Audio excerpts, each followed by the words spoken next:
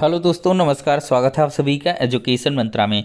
दोस्तों, इस वीडियो में हम कुछ इंपॉर्टेंट अपडेट्स पर चर्चा करेंगे, जैसे ईडब्ल्यूएस आरक्षण, अक्टूबर से दिसंबर तक भर्तियों की भरमार, 12,000 पदों पर शिक्षक भर्तियों का विज्ञापन जल्द, और UP BEd counselling DElEd news कुछ हैं उन पर डिस्कशन करेंगे। तो चलिए दोस्तों, सबसे पहले हम देख लेते हैं ईडब्ल्यूएस आरक्षण में अब क्या कुछ नया मोड़ है।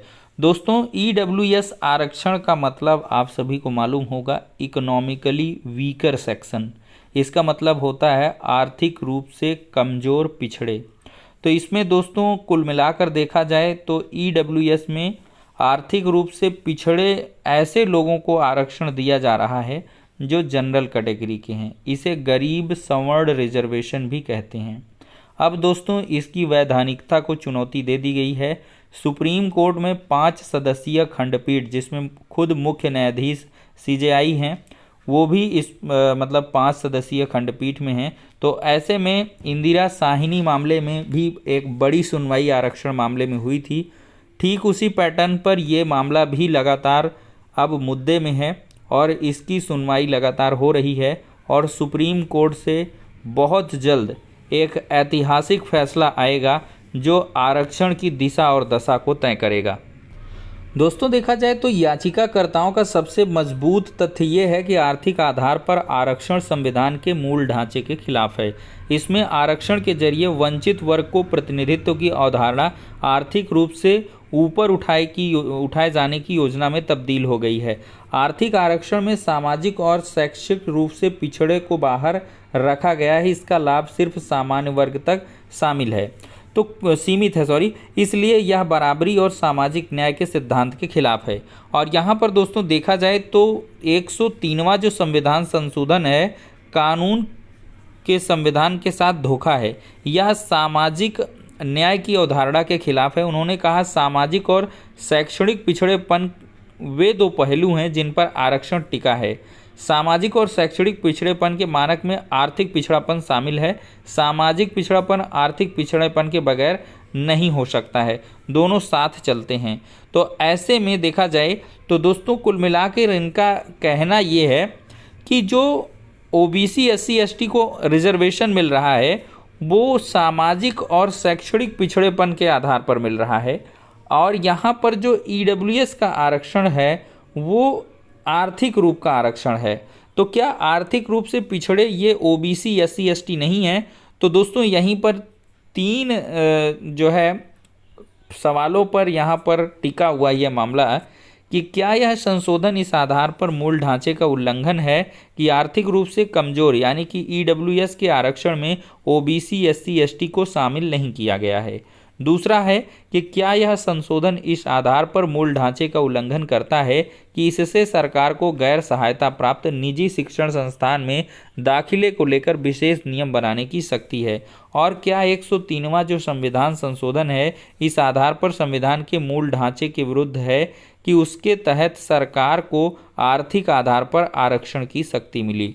तो दोस्तों अब देखते हैं कि इसमें क्या कुछ जो है डिसीजन आता है। फिलहाल 10% का जो आरक्षण कोटा है ये इस वक्त सुप्रीम कोर्ट में चैलेंज हो चुका है और इस मामले में लगातार सुनवाई जो है वो देखने के लिए मिल रही है। दोस्तों, देखा जाए तो अक्टूबर से दिसंबर तक बम्पर भर्तियां होंगी।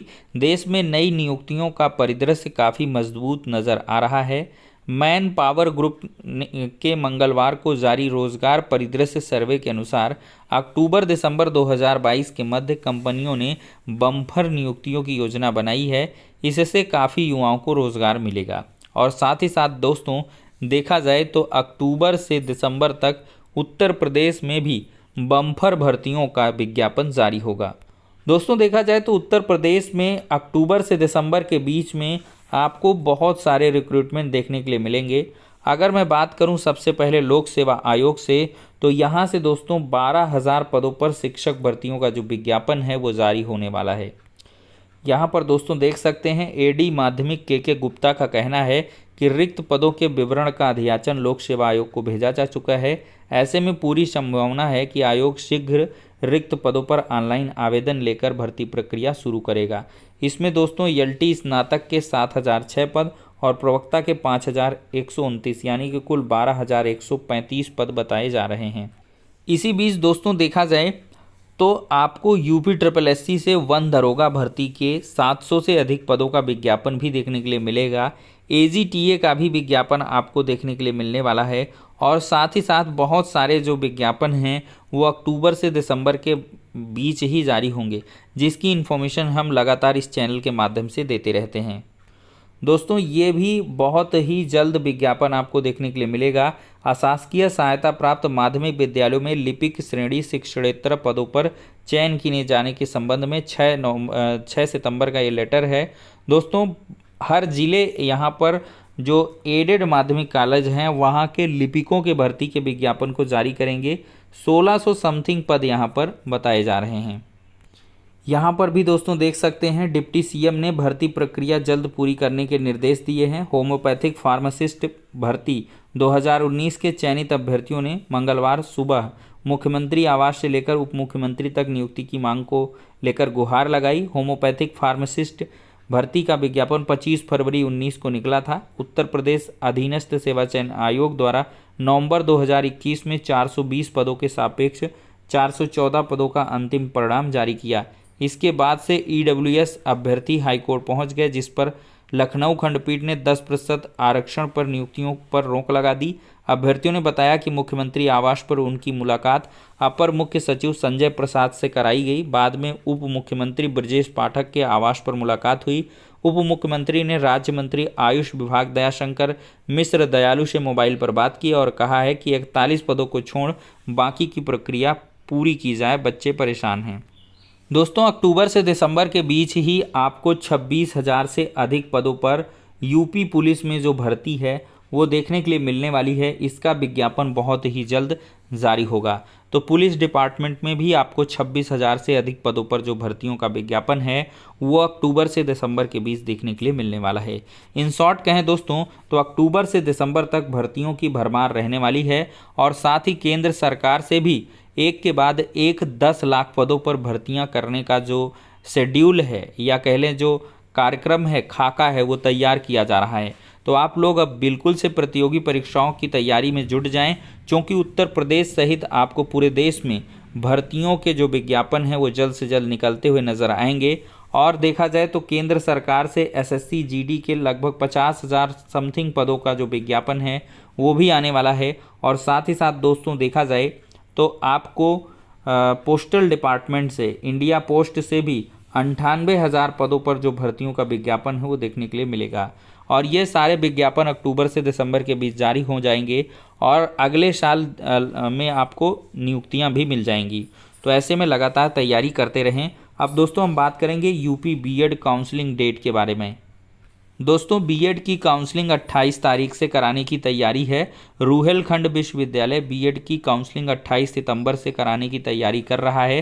शासन की ओर से विश्वविद्यालय को काउंसलिंग का कार्यक्रम मिल गया है। दोस्तों देखा जाए तो नया लिंक खत्म करेगा डीएलएड में फर्जी प्रवेश, तैयार होगा डेटा। प्रवेश प्रक्रिया पूर्ण होने के बाद पीएनपी जारी करेगा लिंक। दोस्तों नई व्यवस्था में उसी प्रशिक्षणार्थी का परीक्षा फॉर्म भरा जाएगा जिसका बायोडेटा पोर्टल पर उपलब्ध होगा।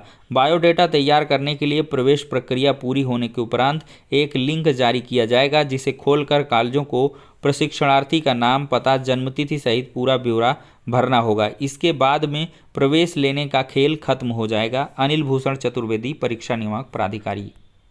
तो दोस्तों इस प्रकार से सारी इंपॉर्टेंट अपडेट्स हो गई हैं यहाँ पर।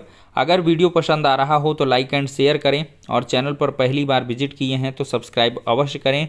और दोस्तों लगातार मैं आपको कह रहा हूँ, एडेड जूनियर शिक्षक भर्ती अगर पूरी करानी है तो हर दिन आपको प्रयास करना होगा। कुछ एक छात्र ही यहाँ पर सक्रिय दिखाई दे रहे हैं जो लगातार शिक्षा निदेशालय या शासन स्तर पर प्रयास करते हैं। तो दोस्तों आपको क्या करना है, टीम बना लेनी है और उसमें 10 से 15 लोगों का ग्रुप बनाइए और हर ग्रुप बार बार अलग अलग तरीके से जाकर अधिकारियों से बात करे, प्रेशर बनाए, तभी आपका शेड्यूल जारी होगा और एडेड जूनियर शिक्षक भर्ती की जो प्रक्रिया है वो जल्द से जल्द पूरी होगी। और दोस्तों अक्टूबर से दिसंबर तक ही आपके पास मौका है कि इसको जल्द से जल्द पूरा करा लें, अन्यथा ये भर्ती का जो इंतज़ार है आपका ये और भी बढ़ सकता है, क्योंकि इसमें कभी भी किसी भी वक्त कोर्ट का जो पेंच है वो फंस सकता है। कोई कुछ भी केस लेकर चला जाएगा, और फिर इसके बाद आप लोग समझते ही हैं कि स्थितियां क्या से क्या हो जाती हैं। तो फिलहाल के लिए दोस्तों ये हो गया आज का वीडियो। नेक्स्ट वीडियो में मिलते हैं।